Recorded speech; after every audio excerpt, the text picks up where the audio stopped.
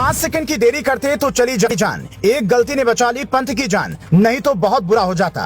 खुद गाड़ी क्यों नहीं चला रहे थे पंत? सुरक्षा कर्मी कहाँ था? किससे लड़ाई के बाद निकले और एक्सीडेंट हो गया? टीम की मीटिंग में हुआ था बवाल, टीम में से बाहर होने पर थे नाराज। एक्सीडेंट वाली जगह जबरन गए पंत।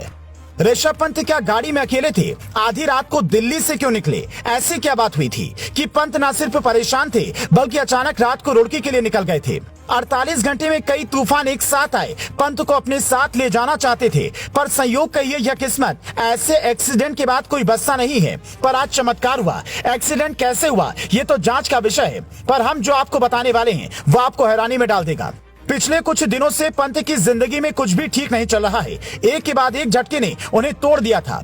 कई रिसर्च में दावा किया जाता है कि इंसान अपनी परिस्थितियों के बारे में सोचते हुए गाड़ी चलाता है तो एक्सीडेंट के चांस 80% बढ़ जाते हैं। हमारे पास पुख्ता जानकारी है कि पंत अपने घर 29 की रात को नहीं बल्कि 30 की रात को निकलने वाले थे ताकि मां को वो सरप्राइज दे पाएं। पर अचानक 29 की रात को ही दिल्ली से रुड़की निकलने की पीछे की वजह क्या हो सकती है? बीसीसीआई ने 2 दिन पहले उप कप्तानी, वनडे और T20 से जगह चुनी थी, लेकिन उसके भी 4 दिन पहले एक घटना हुई थी जिस पर शायद आपकी नजर पड़ी हो। बांग्लादेश और भारत के बीच आखिरी टेस्ट के तीसरे दिन शाम को भारत के धड़ाधड़ विकेट गिर गए। कुछ ओवर ही बचे थे, पंत को बैटिंग करने आना था, लेकिन वहां कुछ ऐसा हुआ जिसका जिक्र करना यहाँ जरूरी है।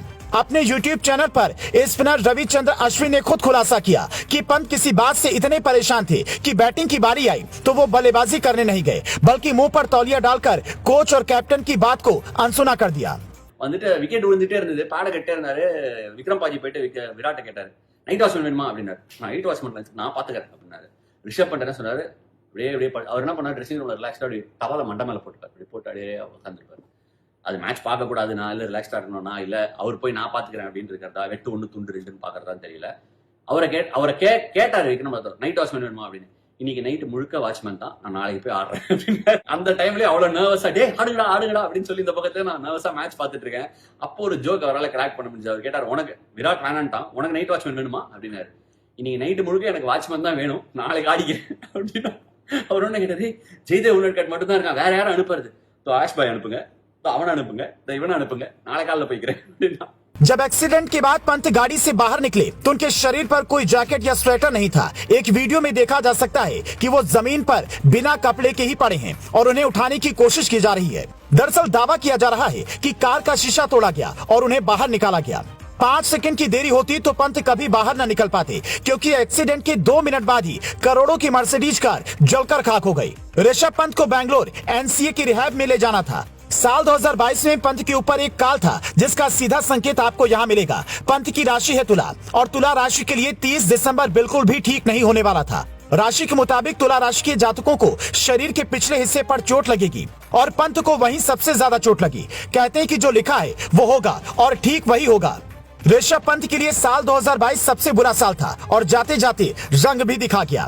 अब सवाल उठता है कि पंत ने अगर शीशा तोड़ा और खुद से बाहर निकले तो फिर ये पीठ पर छिलने के निशान कैसे आए? पीठ की चोट देखकर लगता है कि कार का पहले एक्सीडेंट हुआ, फिर कार कुछ दूर तक घसीट कर आगे बढ़ी। उस दौरान शीशा टूटा होगा और पंत ने सीट बेल्ट नहीं पहनी होगी, जिसके कारण वो गाड़ी से बाहर आ गए होंगे और पीठ पर ये चोट आई होगी। यानी हमारी जानकारी के मुताबिक ऋषभ पंत ने सीट बेल्ट नहीं लगाई थी। अगर उन्होंने सीट बेल्ट लगाई होती तो शायद आज पंत हमारे बीच नहीं होते। इसलिए कई बार कुछ नहीं करना भी जिंदगी बचाने के लिए काफी होता है। पंत मर्सिडीज कार में बैठे थे। उस कार में ड्राइवर के 3 तरफ से एयरबैग खुलता है, यानी चोट लगने के चांस कम होते हैं। पर यह हैरानी की बात है कि चोट शरीर के अगले और पिछले हिस्से पर साथ कैसे लगी? कार की स्पीड 150 से ज्यादा थी, ऐसा दावा किया जा रहा है। हैरानी की बात है, जब उसका भयानक एक्सीडेंट हुआ उस वक्त कुछ लोग कार से बाहर निकलकर पैसा इकट्ठा करने लगे और कुछ लोग पंत का वीडियो बनाने लगे। सुबह 5 बजे का वक्त था, इसलिए उन्हें अस्पताल पहुंचने में भी काफी देरी हुई। कुछ भी पंत के साथ नहीं था, बस भगवान के आशीर्वाद से वो बच गए। एक तरफ इंसान 4 लाख रुपए बटोर रहा था तो दूसरी तरफ भारत के शानदार खिलाड़ी ऋषभ पंत को बचाने 2 युवक भगवान बनकर आए और उन्होंने पंत को सबसे पहले एक लोकल अस्पताल में पहुंचाया। वहां से पंत की जिंदगी मौत से लड़कर दोबारा लौट आई। Bureau report, Global Bharat TV.